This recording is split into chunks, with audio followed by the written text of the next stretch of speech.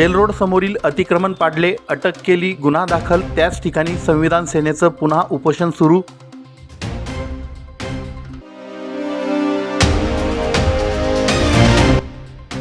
धुळ्यात 14 ते 16 ऑगस्ट दरम्यान सामूहिक ग्रंथ प्रसारण सेवेचं आयोजन. श्री सद्गुरू सत्संग मंडळाची माहिती.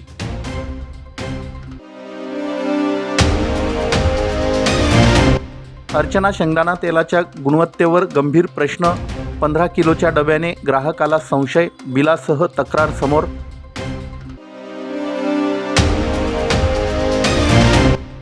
आणि ताराराणी संघाच्या दशकभराच्या सामाजिक कार्याला कृतज्ञतेची सलामी. अमृत महोत्सवी ज्येष्ठ महिलांचा सन्मान. धुळे शहरातील जेल रोड समोरील आंदोलन स्थळ मोकळे करणे यासह विविध मागण्यांसाठी भारतीय संविधान सेनेतर्फे सेनाप्रमुख आनंद लोंढे यांच्या नेतृत्वाखाली 9 ऑगस्टपासून प्रवक्ते आबा अमृतसागर यांनी सुरू केलेलं आमरण साखळी उपोषण पुन्हा पूर्ववत सुरू झालं आहे. जेल रोड समोरील आंदोलन स्थळाजवळ असलेल्या बाबासाहेब कोतवाल ट्रस्टचं अवैध बांधकाम पाडण्यात यावं. जेल रोड येथील व्यापाऱ्यांचे नियमबाह्य पक्के शेड, गाळे तात्काळ बाजूला हलवून आंदोलकांसाठी राखीव असलेली जागा अबाधित व मोकळी करण्यात यावी. जुन्या महापालिकेच्या मागील बाजूस असलेल्या गेटवरील सर्व अनधिकृत अतिक्रमणे हटवून ते गेट महिला व नागरिकांच्या दळणवळणासाठी व हॉस्पिटलच्या रस्त्यासाठी तात्काळ खुलं करण्यात यावं. जुन्या मुंबई आग्रा महामार्गावरील व शहरातील अन्य रस्त्यांवरील राजकीय सामाजिक संघटनांची कार्यालये, व्यक्ती व व्यापाऱ्यांची सर्व अतिक्रमणे निष्कासित करण्यात यावी. जेल रोड आंदोलन स्थळावर पिण्याचे पाणी व महिला आंदोलकांसाठी तात्काळ स्वच्छतागृहाची सोय करण्यात यावी. या मागण्यांसाठी भारतीय संविधान सेनेचे राज्य प्रवक्ते आबा अमृतसागर यांनी दिनांक 9 ऑगस्टपासून जेल रोड येथील आंदोलन स्थळ येथे आमरण उपोषण सुरू केलं होतं. या ठिकाणी आंदोलनासाठी संविधान सेनेने पत्र्याचं शेड उभारलं होतं. हे शेड व इतर राजकीय पक्षांची त्या ठिकाणी असलेली अतिक्रमणे काढण्याची मागणी करीत हिंदू युवा सेनेने जेल रोडवर प्रतिकात्मक स्टेज उभारून अतिक्रमण केलं होतं. यानंतर मनपा प्रशासनाने मोठ्या पोलीस बंदोबस्तात संविधान सेनेचं शेड व तेथील इतर अतिक्रमणे JCBच्या साहाय्याने पाडली होती. यावेळी आनंद लोंढे आणि कार्यकर्त्यांनी विरोध केल्याने त्यांना पोलिसी बळाचा वापर करून ताब्यात घेत पोलीस ठाण्यात नेऊन शासकीय कामात अडथळा आणल्याचा गुन्हा दाखल करण्यात आला. मात्र संविधान सेनेने जोपर्यंत त्यांच्या मागण्यांची प्रत्यक्ष अंमलबजावणी होत नाही तोपर्यंत हे आमरण सामाजिक उपोषण मागे घेतलं जाणार नाही अशी भूमिका घेत आबा अमृतसागर यांचं आमरण उपोषण पुन्हा सुरू केलं आहे. याबाबत स्वातंत्र्यदिनी या आंदोलनाच्या माध्यमातून जिल्ह्याच्या पालकमंत्र्यांना जाब विचारला जाईल अशी भूमिका आनंद लोंढे यांनी मांडली आहे. यावेळी आनंद लोंढे, आबा अमृतसागर, इंजिनियर रवी पवार, भैयासाहेब वाघ, समाधान देवरे, गोपाल शिरसाट, संजय गवळी, किरण भालेराव, चिंतामण थोरात, संदीप अहिरे, गौतम पाटोळे, भाऊसाहेब बैसाने, सत्येंद्रजीत राऊत, जाकीर मनसुरी उपस्थित होते. या मनोवादी प्रशासनाचा, या मनपा प्रशासनाचा, धुळे शहरातील सर्व अतिक्रमण निघालेच पाहिजे. रस्ता बंद केले. सर्वांना क्रांतिकारी जय शिवराय, जय भीम, जय संविधान, जय हिंद. आज आमचे भारतीय संविधान सेनेचे आबा अमृतसागर यांचा उपोषणाचा 3रा दिवस. काल उपोषणाचा 2रा दिवस होता आणि भाजपचा सत्तेचा जो का अहंकार आहे आणि ज्या पद्धतीने त्यांनी प्रशासनाला ताब्यात घेतलेलं आहे, मग ते मनपा प्रशासन असो, पोलीस प्रशासन असो, काल यांनी दडपशाही करून आम्हा उपोषणकर्ता आबा अमृतसागर आणि आम्ही जे साखळी उपोषण करत होतो आम्हा सगळ्यांना यांनी बळजबरीने ताकदीने ताब्यात घेतलं आणि हे उपोषण मोडून काढण्यासाठी आम्हाला पोलीस स्टेशनमध्ये खोटे गुन्हे दाखल करून अटक करण्यात आली. तरीही पोलीस स्टेशनमध्ये आबा अमृतसागर यांचं स्वाभिमानाचं हे आमरण उपोषण सुरूच होतं. धुळे शहरामध्ये जे काही अवैध अतिक्रमण आहे, जेल रोडवरचं जे काही फ्रूट विक्रेत्यांना अवैध पद्धतीने बसवण्यात आलेलं आहे आंदोलकांच्या जागेवर, या मनपा प्रशासनाने ते निघालं पाहिजे. त्याच्यानंतर गेली अनेक वर्ष जे कोतवाल ट्रस्ट आहे, 9 मीटर रस्त्यावरती पूर्ण इमारत झाली आहे, ते निघायला पाहिजे. त्याच्यानंतर AB फाउंडेशन, आमचे लाडके भैया आमदार यांचं जे काही अतिक्रमण गेली अनेक वर्ष महिला भगिनी, गरोदर महिला भगिनींना फिरून जावं लागतं, ते गेट बंद करून ठेवलेलं आहे, ते ओपन करण्यात यावं आणि महिला भगिनींना तिथून जाण्यात यावं, ते दवाखान्यासाठी ओपन करण्यात यावं. ह्या अशा आमच्या काही मागण्या आहेत. या मागण्या काहींच्या जिव्हारी लागल्या म्हणून आमचं आंदोलन चिरडून टाकण्यासाठी आम्हाला पोलिसांनी जबरी येथून सोबत घेऊन गेले आणि आमचं आंदोलन मोडीत काढण्याचा प्रयत्न केला.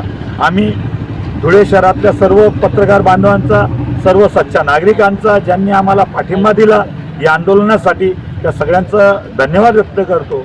आणि 15 ऑगस्ट रोजी जर 15 ऑगस्टपर्यंत आमच्या मागण्या मान्य झाल्या नाही तर आम्ही पालकमंत्री साहेबांना जाब आमच्या संवैधानिक पद्धतीने विचारू. जय हिंद, जय भारत. मी महाराष्ट्र न्यूज चॅनलच्या बातमीपत्रास लाईक, शेअर, सबस्क्राईब करा. सोबतच बेल आयकॉन प्रेस करायला विसरू नका. पाहत राहा मी महाराष्ट्र चॅनल.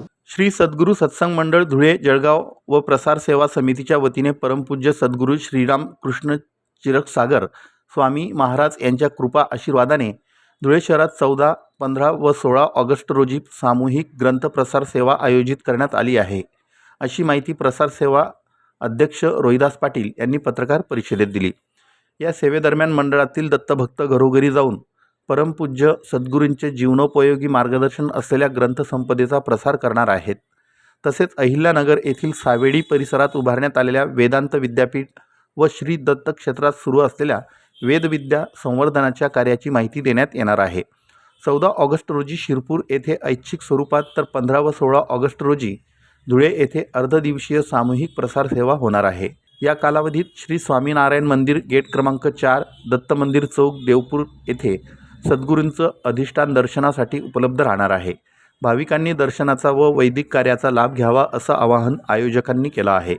या प्रसार सेवेसाठी रोहिदास पाटील, श्री सद्गुरू सत्संग मंडळाचे अध्यक्ष गजानन बयानी, हेमंत देवळे, राहुल इंगळे, सुभाष चौधरी यांच्यासह मंडळाचे पदाधिकारी प्रयत्नशील आहेत. श्री सद्गुरू सत्संग मंडळ धुळे जळगाव आयोजित सामूहिक प्रसार सेवा धुळे शहरामध्ये दिनांक 14, 15 आणि 16 ऑगस्ट रोजी श्री स्वामीनारायण मंदिर देवपूर धुळे येथे आयोजित केलेली आहे. श्री क्षीरसागर स्वामी महाराज यांचा प्रसार आणि वेद कार्याचा प्रसार घरोघरी जाऊन आमचे भक्त आपल्या पूर्ण धुळे शहरामध्ये घरोघरी करणार आहेत. या कार्यासाठी पूर्ण महाराष्ट्रातनं, विविध जिल्ह्यातनं, देश आपल्या गावातनं विविध भक्तगण येणार आहेत.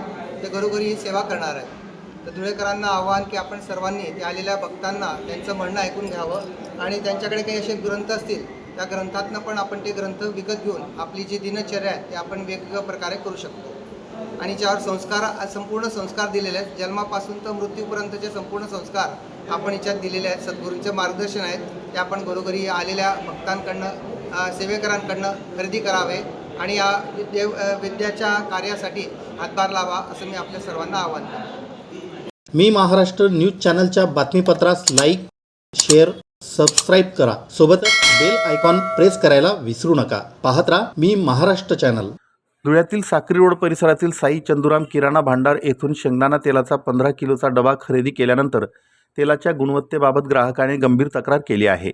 संबंधित ग्राहकाने सोशल मीडियावर पोस्ट करीत तेल गरम केल्यानंतर त्यातून वेगळ्या प्रकारचा वास येत असल्याचा दावा केला आहे. विशेष म्हणजे या खरेदी संदर्भातील दिनांक 6 ऑगस्ट 2026 रोजीचे बिलही समोर आले आहे. बिलावर बॅच नंबर 04 15 किलो पॅक जार आणि ₹3,550 रक्कम नमूद असल्याचं दिसून येतं. बिलावर साई चंदुराम किराणा भांडार असा दुकानाचा शिक्का असून GST क्रमांकाचा देखील उल्लेख आहे. ग्राहकाच्या म्हणण्यानुसार घरी तेलाचा वापर करताना पापड तळण्यासाठी तेल गरम केलं असता त्यातून विशिष्ट प्रकारचा वास आला. पापड तळल्यानंतर तेलाचा पोत बदलला आणि थंड झाल्यानंतर ते तुपासारखं घट्ट झाल्याचा दावा करण्यात आला आहे. या प्रकारामुळे हे तेल शुद्ध शेंगदाणा तेल आहे का? त्याची गुणवत्ता मानकांनुसार आहे का? तेलामध्ये कोणत्याही प्रकारची भेसळ आहे का? असे प्रश्न उपस्थित झाले आहेत. मात्र तेलामध्ये प्रत्यक्ष भेसळ आहे किंवा नाही हे केवळ दिसण्यावरून किंवा वापराच्या अनुभवावरून निश्चित करता येत नाही. त्यामुळे संबंधित अन्न व औषध प्रशासनाने तेलाचा नमुना ताब्यात घेऊन अधिकृत प्रयोगशाळेत तपासणी करावी आणि अहवाल जनतेसमोर जाहीर करावा अशी मागणी होणं अपेक्षित आहे. बिल, बॅच नंबर आणि ग्राहकाची तक्रार समोर असल्यानं आता प्रशासन या प्रकरणाची चौकशी करणार का? तसेच संबंधित तेल उत्पादक व विक्रेत्याची बाजू काय आहे ही तपासणीनंतर स्पष्ट होणार आहे. भेसळीचा आरोप हा ग्राहकाच्या तक्रारीवर आधारित आहे.